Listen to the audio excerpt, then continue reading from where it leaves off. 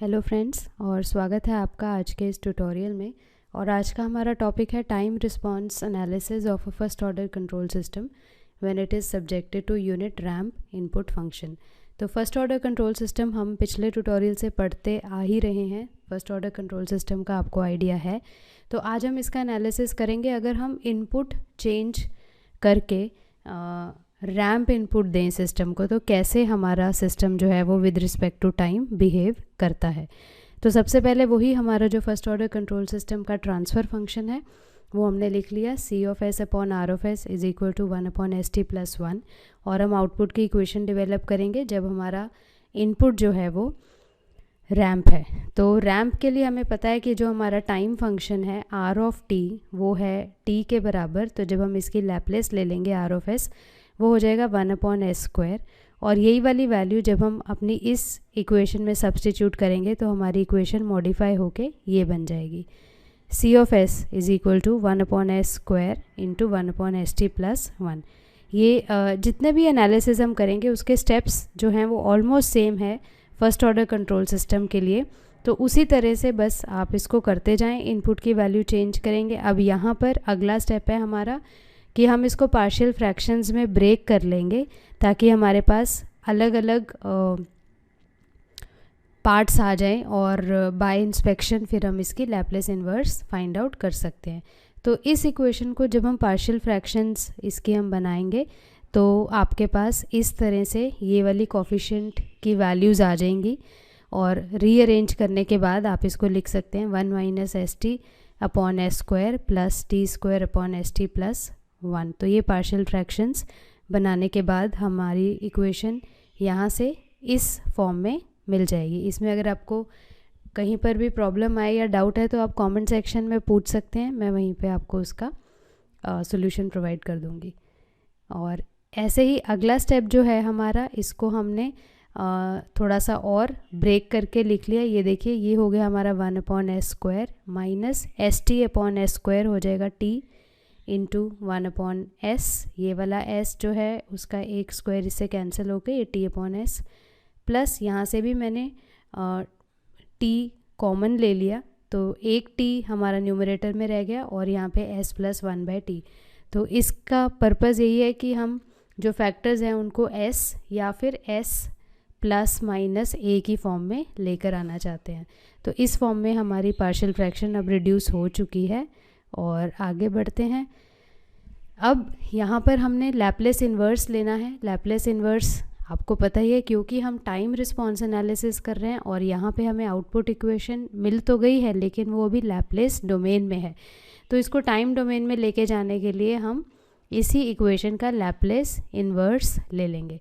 तो यहाँ पे सी ऑफ एस का लैप्लेस इन्वर्स, इसी तरह से ये वाली हमारी लिनियरिटी प्रॉपर्टी लगेगी यहाँ पे इंडिविजुअली, इसका लैप्लेस इन्वर्स, फिर इसका और फिर इसका लैप्लेस इन्वर्स हम लिख लेंगे। सिंपल लैप्लेस ट्रांसफॉर्म पेयर्स हैं ये, बाय इंस्पेक्शन ही हम इनका लैप्लेस इन्वर्स लिख सकते हैं। तो वो जब आप लिखेंगे यहाँ पे तो देखिए 1 अपॉन एस स्क्वायर का लैप्लेस इन्वर्स होता है टी, क्योंकि ये एक रैम्प फंक्शन का लैप्लेस है और उसको टाइम डोमेन में हम टी से लिखते हैं। 1 अपॉन एस का लैप्लेस इन्वर्स 1 है तो यहाँ पे हमारे पास सिर्फ माइनस टी रह गया। और ये देखिए ये 1 अपॉन एस प्लस ए की फॉर्म है तो इसका लैप्लेस इन्वर्स क्या हो जाएगा, E to the power minus A T. A है हमारा यहाँ पे 1 बाय टी और साथ में हमारा ये वाला टी स्मॉल टी आ गया टाइम डोमेन वाला। तो यहाँ पर अब हमारी आउटपुट इक्वेशन हमें मिल गई है टाइम डोमेन में, जबकि हमने इनपुट पे रैम्प फंक्शन दिया है। अब हम देखेंगे कि इसका जो एरर है उसका स्टेटस क्या है, कितना एरर आ रहा है, क्या उसकी इक्वेशन है और क्या स्टेडी स्टेट पे जाकर हमारा एरर ज़ीरो हो रहा है या नॉन ज़ीरो रह रहा है, और अगर नॉन ज़ीरो है तो उसकी क्या वैल्यू है।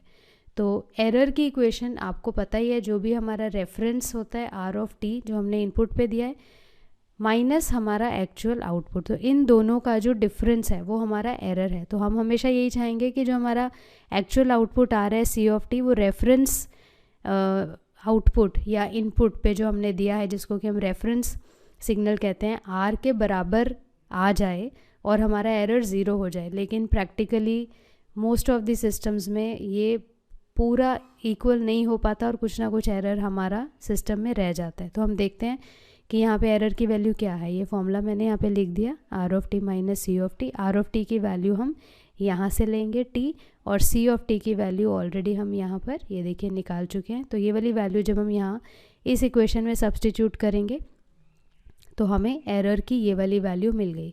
तो यहाँ पे देखिए जो हमारा एरर है उसकी वैल्यू है ये। अब ये जो एरर की इक्वेशन आई है हमारे पास वो टाइम डिपेंडेंट है। तो जैसे कि मैंने आपको पहले भी बताया था कि हमें ये देखना है कि फाइनली हमारा एरर क्या है, क्योंकि ट्रांजिएंट पार्ट में तो एरर रहेगा ही रहेगा, कुछ ना कुछ, कभी कम होगा कभी ज़्यादा होगा, लेकिन हमने ये देखना है कि फाइनल स्टेडी स्टेट पे हमारा एरर ज़ीरो हुआ या नॉन ज़ीरो हुआ या उसकी क्या value I.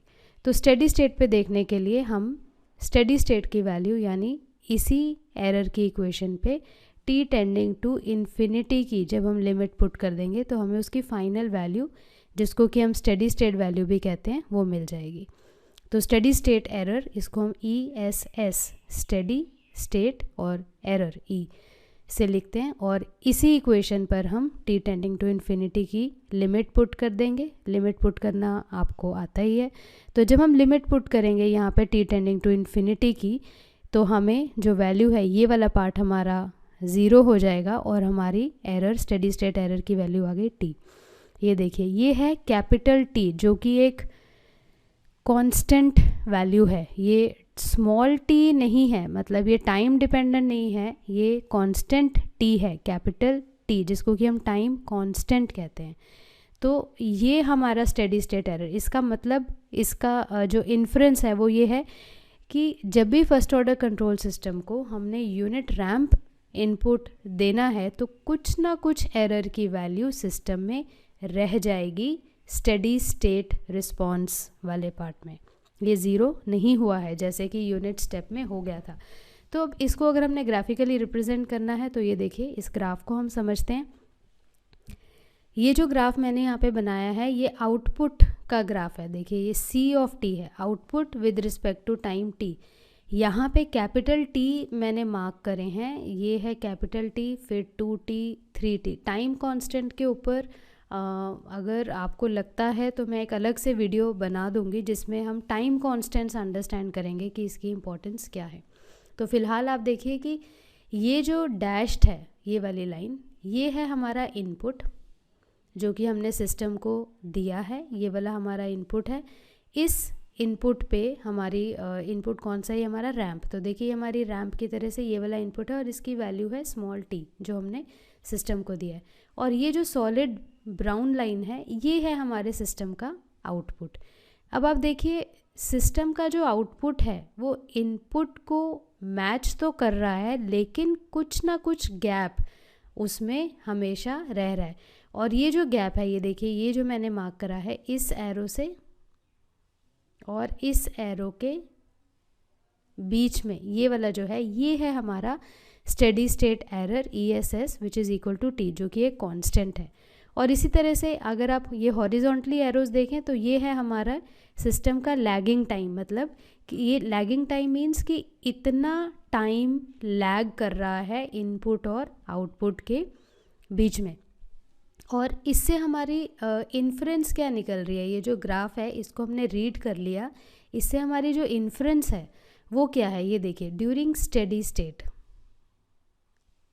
The output matches with the input but lags behind. Match हो रहा है but it is lagging behind. अगर ये इसको ओवरलैप कर जाता तब कोई लैग हमारे सिस्टम में ना रहता, यानी ये वाला जो गैप है जो हॉरिजॉन्टल एरो से आपको गैप दिख रहा है, अगर ये गैप ना होता तो हम सिस्टम को नो लैग सिस्टम लेबल कर सकते थे। लेकिन अभी हमारा जो सिस्टम है वो लैग कर रहा है। और साथ ही साथ जो हमारा स्टेडी स्टेट एरर है जो कि इस केस में हमने अभी कैलकुलेट करा था T, वो एग्जिस्ट कर रहा है सिस्टम में। अब आप इसमें एक और चीज़ देख सकते हैं कि यहाँ पे हमारा ये वाला जो आप ये जो ब्राउन लाइन है इसको देखें, अगर यहाँ पे ये रिस्पॉन्स कंटिन्यूसली वेरी कर रहा है, ये 0 से स्टार्ट हुआ उसके बाद ये इंक्रीज़ हो रहा है, यहाँ पर भी इंक्रीज़ हो रहा है, इंक्रीज़ हो रहा है और फाइनली जाकर ये एक कांस्टेंट वैल्यू अचीव कर रहा है। तो यहाँ तक के पार्ट को 3T तक के पार्ट को हम ट्रांजिएंट पार्ट कह सकते हैं। इसके ऊपर वाला पार्ट जो है हमारा वो स्टेडी स्टेट पार्ट है। और ये वाले जो टाइम कॉन्स्टेंट्स यहाँ पर मैंने मार्क करे हैं t, 2t, 3t, अगर आप इनको रेफरेंस मान के देखें तो lower the time constant lesser is the error. आप देखिए, अगर आप इस टाइम कांस्टेंट पे देखें तो जो एरर है आउटपुट में और इनपुट में वो कम है, क्योंकि टाइम कांस्टेंट पे ही तो डिपेंड कर रहा है हमारा एरर। जब हमने स्टेडी स्टेट एरर निकाला तो वो t आया, और t क्या है? Time constant. दैट मीन्स अगर टाइम कांस्टेंट कम होगा किसी भी सिस्टम का तो उसका जो स्टेडी स्टेट एरर है वो भी कम होगा, जो कि हमें यहाँ ग्राफ पर भी दिख रहा है। यहाँ पर ये इसके क्लोज है, ये देखिए यहाँ पर तो बिल्कुल ही एक ही पॉइंट से स्टार्ट हो रहे हैं और उसके बाद ये खुलता जा रहा है। That means this is increasing, this gap is increasing. तो ये है एनालिसिस हमारे फर्स्ट ऑर्डर कंट्रोल सिस्टम का, जबकि इनपुट है हमारी यूनिट रैंप फंक्शन। तो मैं उम्मीद करती हूँ कि आपको इस कॉन्सेप्ट पे क्लैरिटी मिली है। ये बहुत ही इम्पॉर्टेंट टॉपिक है, टाइम रिस्पॉन्स एनालिसिस।